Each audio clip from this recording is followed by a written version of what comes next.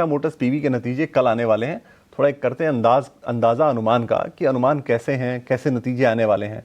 और अनुमान बताने के लिए हमें अभी कहीं बाहर नहीं जाना है, क्योंकि स्टूडियो में ही मेरे साथ सृष्टि हैं और सृष्टि ऑटो को बहुत अच्छे से ट्रैक करती है, पूरे ऑटो सेगमेंट को बहुत अच्छे से ट्रैक करती हैं।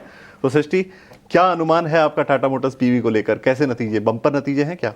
नहीं, बम्पर नतीजे तो नहीं बोलेंगे, क्योंकि देखिए विकास, जिस तरीके की दिक्कतें टाटा मोटर्स की हैं, चाहे वो साइबर अटैक हो या फिर वॉल्यूम्स में इम्पैक्ट हो, उससे हम सब वाकिफ हैं।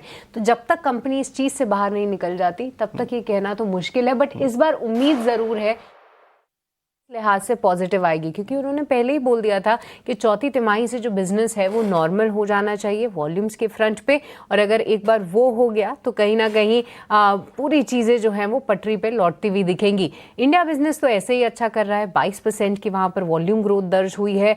मार्जिन में सुधार हम लगातार देख रहे हैं। कंपनी जो नए लॉन्चेस कर रही है वो भी अच्छे कर रही हैं। और अभी लेटेस्ट सेल्स आंकड़ों में भी कंपनी ने बोला कि सियरा को इतना अच्छा रिस्पॉन्स मिला है कि उन्होंने अपनी प्रोडक्शन कैपेसिटी बढ़ा दी है।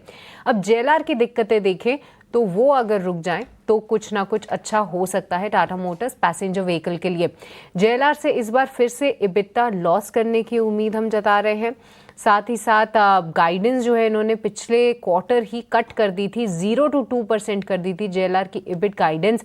अब देखते हैं वहाँ पे कुछ सरप्राइज आता है या नहीं, कि क्वार्टर 3 में थोड़ी अगर स्टेबिलिटी दिखी कंपनी को तो क्वार्टर 4 में अगर वो पॉजिटिव आउटलुक दे दें तब तो कोई बात बनेगी। साथ ही अगर कंसोलिडेटेड फ्रंट पे देखें तो यहाँ पर कुछ बड़े बदलाव नहीं होंगे। आय के फ्रंट पे 70,363 करोड़ हम उम्मीद कर रहे हैं। इबिटा हालांकि कंसोलिडेटेड फ्रंट पे पॉजिटिव रह सकता है 604 करोड़ पे, और मार्जिन्स जो हैं वो मात्र 1% पे ही रह सकते हैं, क्योंकि आप समझ सकते हैं कि जेएलआर कितना बड़ा कंट्रीब्यूटर है टाटा मोटर्स के लिए। और आखिरी में मुनाफे का फिगर नहीं बल्कि लॉस का फिगर आप उम्मीद करिए, 3,277 करोड़ कंपनी लॉस घोषित कर सकती है। अब इसमें जेएलआर का इम्पैक्ट है ही, बट आप तैयार रहिएगा, इंडिया बिजनेस में न्यू लेबर कोड जो नॉर्म्स हैं उसका भी असर देखने को मिले, क्योंकि मैन्युफैक्चरिंग कंपनी है, लेबर ज़्यादा रहती है, उसके लिए उनको एडजस्टमेंट्स तो करनी ही पड़ेंगी। तो टाटा मोटर्स उम्मीदें तो अच्छी नहीं है विकास इस बार, बट जी हाँ, कमेंट्री सबसे इम्पॉर्टेंट रहेगी कंपनी के लिए। बिल्कुल, तो उम्मीदें बहुत अच्छी नहीं हैं, लेकिन कमेंट्री पर आपको नज़र रखनी है और इस हिसाब से आपको इस नतीजे को ट्रैक करना है। चलिए एक राय ले लेते हैं, प्रदीप जी से राय लेते हैं। प्रदीप जी से काफ़ी देर से बात नहीं हुई है।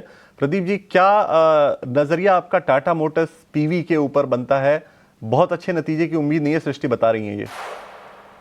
जी, देखिए, अगर हम चार्ट में देखेंगे 325 330 के आसपास मल्टीपल टाइम सपोर्ट लिया है। सपोर्ट लेने के बाद अभी 370 के ऊपर होल्ड कर रहा है। मुझे लगता है कि एक बार स्टॉक अगर रिजल्ट एक्सपेक्टेशन के आसपास नहीं आता है तो थोड़ा एक बार डीप भी देखने को मिल सकता है 350 355 के आसपास। लेकिन अगर हम टॉप से देखेंगे, अच्छा खासा करेक्शंस पहले ही आ चुका है, सो ऑलरेडी करेक्टेड स्टॉक ही है। मुझे लगता है कि अगर आपके पास पोर्टफोलियो में है for the next 6 to 8 months, आप बने रहिए बिल्कुल। आपको 430 440 तक आपको देखने को मिल सकता है, लेकिन अभी इमीडिएटली बाय करने का सलाह नहीं रहेगा। एक बार वेट कीजिए, 355 350 के आसपास आता है तो उसमें रिस्क रिवॉर्ड रेशियो बहुत ही फेवरेबल होगा। अगेन मेरा स्टॉप लॉस 325 के आसपास होगा और मैं लॉन्ग करना पसंद करूंगा। ऑलराइट, 325 के आसपास का स्टॉप लॉस है, लॉन्ग करना पसंद करेंगे। पर जी हाँ, अभी जो है रिस्क रिवॉर्ड फेवरेबल नहीं है, थोड़ा सा वेट करें और उसके बाद यहाँ पर खरीदारी करें। और जी हाँ, टाटा